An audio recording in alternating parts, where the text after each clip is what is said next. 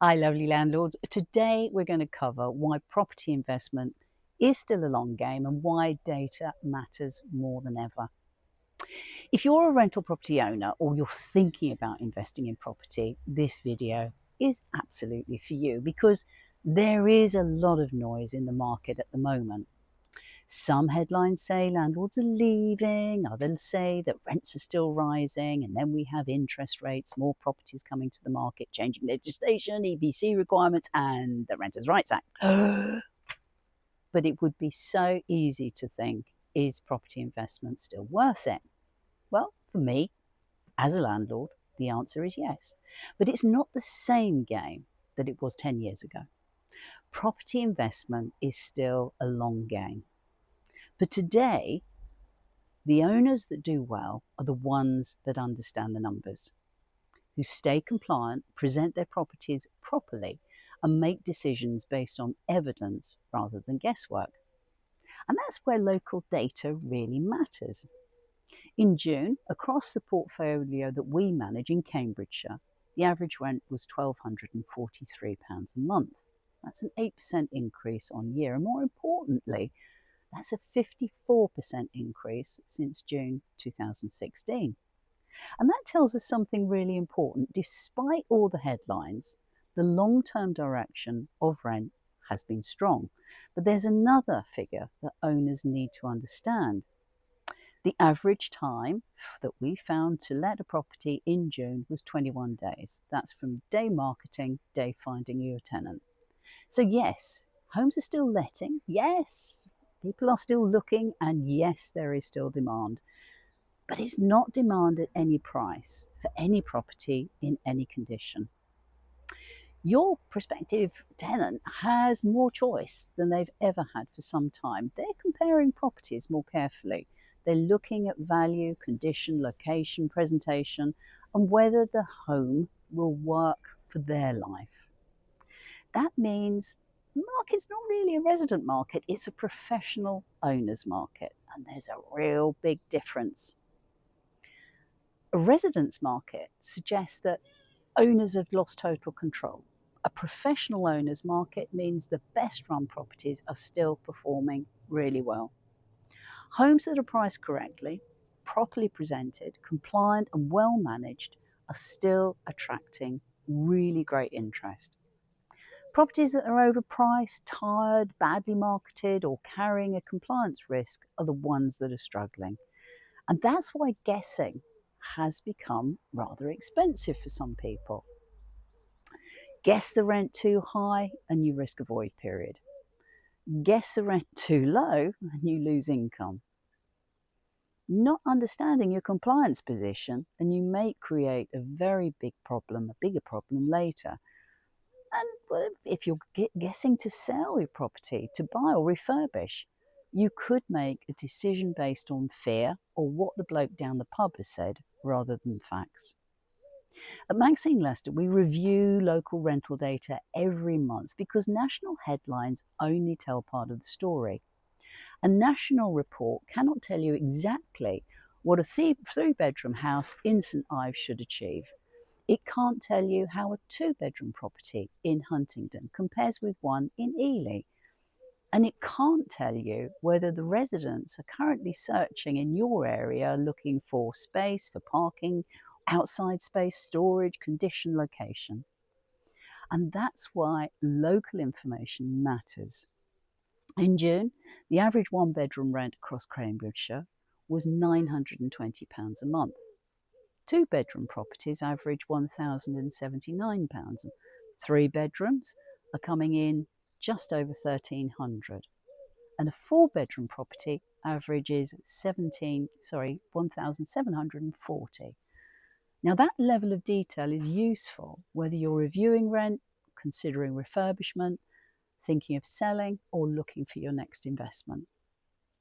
And under the Renters' Rights Act, evidence matters more than ever. Rent increases now need to be supported properly. So owners can't simply pick a number and hope it will stand up if challenged, or that's what they think it should be. And that's why sensible rent review needs local comparable evidence, not emotion and not guesswork. So let's talk about you investors, because the sales market is actually creating some interesting opportunities. There's more stock available, some sellers having to be more realistic, but buyer demand is not heated as it has been at other times. And for investors who are prepared well, advised, and looking long term, that can create opportunity. But, and this is the important part, that does not mean that every cheap property is a good investment. A lower asking price doesn't automatically mean a good buy. You still need to ask the right questions. What is the rent? Is it realistic? How long is it likely to take to let? What work does the property need to bring it up to a good standard? Is the EPC where it needs to be? Will the future regulations affect it? What type of resident will it attract? Will the layout and location support long-term demand? Because that's what we all want. And does the yield still make sense once you've included all the maintenance, compliance, voids, mortgage costs, and the management? And that's where property investment has changed. It's no longer about buying a property, waiting for the rent to arrive. It's about running that property properly as a business. Owners who've worked with us since 2016 are now receiving an average gross return of 14.1%. That's the power of the long game. But that return does not happen by accident. It comes from buying sensibly, keeping the property in good condition, choosing the right residents, reviewing rent properly, staying compliant, and not panicking every time the headlines change. And that's also why selling is not the simple answer. For some landlords, selling will be absolutely right. There'll be circumstances that change, people retire, families need funds released, and some landlords still simply decide the time is right. But we're also seeing landlords return to the rental market after trying to sell. And that's why a property sitting empty is not just waiting for a buyer. For me, it's losing rent. And there's also the council tax, possible utilities, insurance, and other holding costs. In the example that we've seen over the last 6 to 9 months, owners returning to the market after failing to sell lost an average of £9,347 in rent, even before allowing other costs. So before selling, it's worth pausing at the moment and looking properly at the figures. What could the property achieve in rent? What's the likely net return? How long might it take to sell? What happens if it doesn't sell? Remember, under the Renters' Rights Act, you won't be able to rent it out for 12 months if it doesn't. Would refurbishment improve that rent? And could the property be sold with a resident in place? Or would holding the asset for longer be the better financial decision at the moment? There's no single answer. That there should always be a proper conversation before a decision is made. The other area that landlords need to think carefully about is what your resident is actually looking for, because not every improvement gives the same return. Your future tenants, they're practical people. They want homes that work. The big thing at the moment is storage, natural light, ventilation, decent water pressure, space for a proper bed, usable living space, and where possible, outside space. So when an owner is deciding whether to spend money, the question not should be, will this look nice?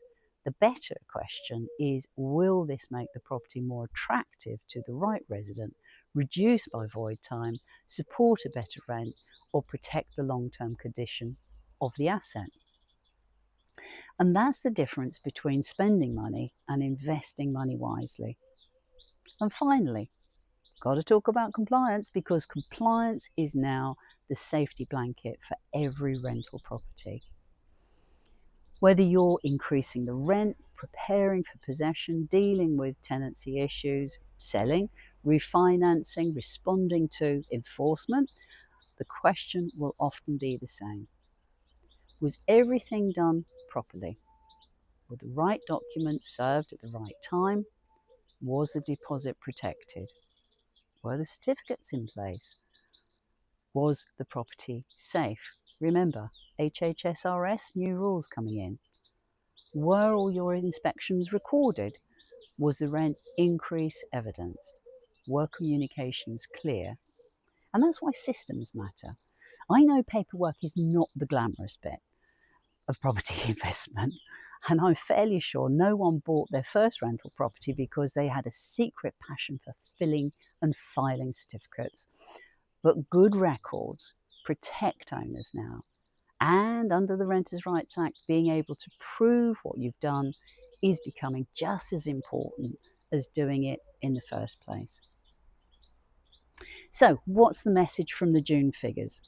The rental market is definitely not collapsing, it's maturing. There's still demand, rents are still significantly higher than they were 10 years ago, and investors are still seeing opportunities. And professional owners are still doing very well. But the easy, casual approach to letting a property, that is disappearing. The owners that succeed now will be the one that use data, stay compliant, understand the local market, and treat their rental property like the business it really is. And that's why we share information. At Maxine Lester, we don't just repeat the national headlines. We look at what is happening locally, across the towns and villages we know and work in, with landlords and residents we work with every day, because property investment is still a long game. But in today's market, the long game needs proper evidence, proper systems, and proper support.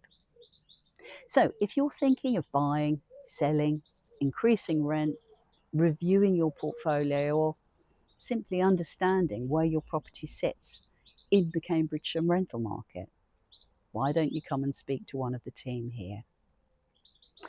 And why not subscribe to Maxine Lester TV for more practical, local property insights on rental property? We look forward to seeing you.